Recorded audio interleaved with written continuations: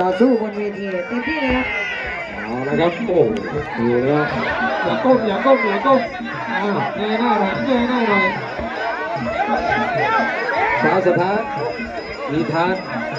อีธานครับสาวสถานดูแต่มวยตู้วันนี้มาดูตัวเองชกบ้างเป็นยังไงเห็นแต่เขาชกในทีวีมาดูตัวเองขึ้นเวทีเองจะเป็นยังไงโอ้ครับมีทาทีมใจใหญ่ด้วยวันนี้เดินเข้ามาสาวสถานเตะขวาเข้ามาเอา3 ยก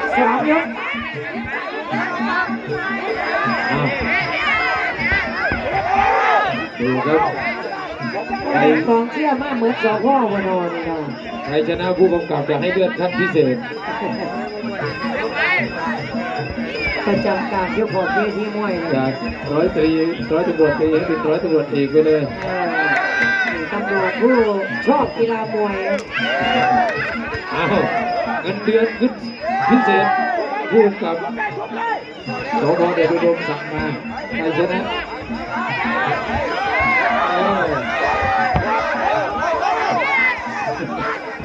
ขอบคุณและผู้กำกับด้วยอนุญาตให้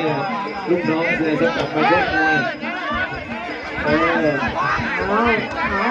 สองกระดาษที่ทางทียกที่ 1คู่พิเศษมี 4,000 ครับนี่บอกเลิกกันการชกได้กับการทำหน้าที่มันแตกต่างกันนะการจับโจทย์ผู้ใดมันอาจจะไม่เคยพอการชกมวยก็ได้เลยครับนี่มาจับทางมีทางดีตำรวจใช่ไหมโอ้โหอีธานโอ้อีธานอีธานที่ไม่ใช่แบบนี้มาต่อสู้กันบนเวทีครับนี่อีธานพักก่อนครับตอนนี้กรรมการของเราก็นำทีมโดยท่านร้อยตำรวจเอกที่ทุกคนกันเดียวสายเลยเนี่ยทุกคนเลยนะตำรวจดีคนนี้คนเราได้เลยทุกคนที่งานจะดีใจรอฟังดีทำหน้าที่บนเวทีนะยกรู้ผลครับมี4,000ไปก่อนกันเรามีใจในทหารเก่านะครับ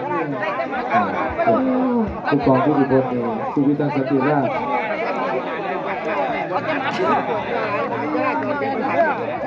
มาเส้นอีกแค่ไหนเดี๋ยวเอาไปเนี่ยบอลดีตัวเด็กชาเดินนะครับเกิดทางด้านผู้ชกบนเวทีตำรวจภูธรนะครับโอ้หลายสังกัดก็เดินวันนี้ทั้งภูธรทั้งจชดแล้วก็ทหารห้ามมวยด้วยเนี่ยทวีชัยโอ้ก็เดี๋ยวโหว่าพี่น้องเขามีดังสันกีฬาชอบกีฬามวยเยอะมากประชาชนเป็นผู้เชี่ยวอ่ะยก2ครับตำรวจตีตีตีคือกติกาถูกต้องมีทางยก3เดินหนักตำรวจสาสามีทางเดียวเกียรติศักดิ์ศรียก2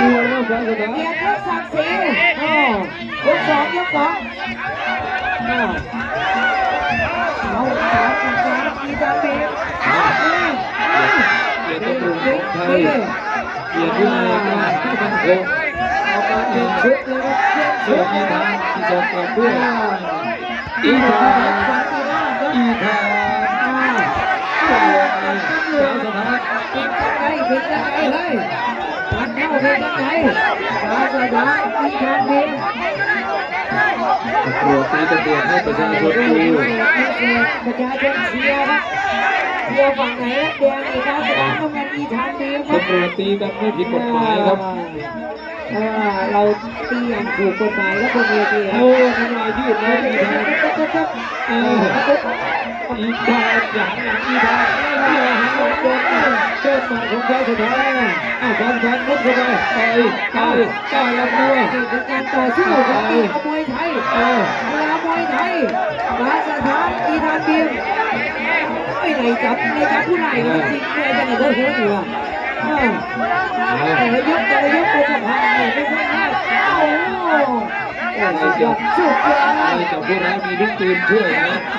ไอ้เจ้าตำรวจไม่มีอะไรช่วยนะ กับเพียงแล้วตอนนี้แม็กกับเพียงประตูซอยแล้วนะครับแล้วที่ทำท่าครับผมโอ้โห โดนตายเลยอีกแล้วสะท้อนสะท้อนสะท้อน ลูกสาวลูกสาวเดี๋ยวนี้นี่ต้องขอบันทึกประจำวันนะว่าไม่เอาเรื่องกับโปรโมเตอร์นะเพราะว่าเอาตำรวจมาดีกันไม่เอาเรื่องกับโปรโมเตอร์แล้วสีสันนะพี่น้อง เป็นไงแก้เผยเห็นมาแล้วแก้เผยเห็นมาแล้วว่ามาเอาเรื่อง เด็กจะดูครับเทียบเลย อย่าหนีเพื่อสุดท้ายอย่าหนีเพื่อสุดท้าย รอดไปสองยกอ่ะเอาบ้องแต่เจ้าทุกเป็นผู้เชี่ยว ถ้าสุดท้ายว่าผู้ไรจับยากับพวกไม่บ้านนี่แล้วว่า ผู้หลังคนคุยกันได้ยากเพราะว่าเป็นเรื่องที่น้อยเลยเขาดูถึงจะในน้อยสีหน้าพักจะกระชิบเงินเดือนเอาจะมีทีละทั้งเล่ที่ว่าต้องวางเพราะมีการมาเจ็บที่แกนจับโปรโมเตอร์ไม่ได้ขันเพราะประสงค์จะตีกันครับกับประชาชนเป็นผู้เชี่ยวชาญเป็นสิ่งที่ระยะบอกกันเมื่อตำรวจตีกันนี่อย่างแบบนี้ไม่ดังว่าดูอ๋อหัวเอาไปแล้วยกเยอะมาติ้ว เป็นของเก่าเสียหายเด้อจะได้ใช้รถบัสจะได้รถอะไรแบบนี้ สุดท้ายว่ารถมีร่างกายยังดีอยู่ไม่ต้องห่วงแกอย่าดุหรอกสติมากตั้งสติว่ายกต่อไปจะเป็นยกสุดท้ายแล้วครับท่าน เป็นยังไงบ้านนี้ นี่ไงตรงนี้เส้นแล้วกัน ไรจับยากับพวกไม่บ้านนี้เด้อ อะไรจับยาในทงหน้าหรือทงหน้ากับพวกเมย์ไปนี่แล้วถ้าจะชื่นชมนะชื่นชมนะสุดยอดเลยทำเป็นตัวอย่างที่ดีมากเลยครับผู้พิทักษ์สันติราษฎร์เรารักมวยรักกีฬามวยไทยผู้พิทักษ์สันติราษฎร์ตำรวจดีตำรวจรักษาสถานแดงครับมีทางดีมากครับสุดท้ายน้ำกระจายฝ่ายสถานอีธานต่อยเข้าไปลุยเข้าไปอีธาน อะไรมันก็เกิดขึ้นได้ครับยังไม่สรุปครับสถานที่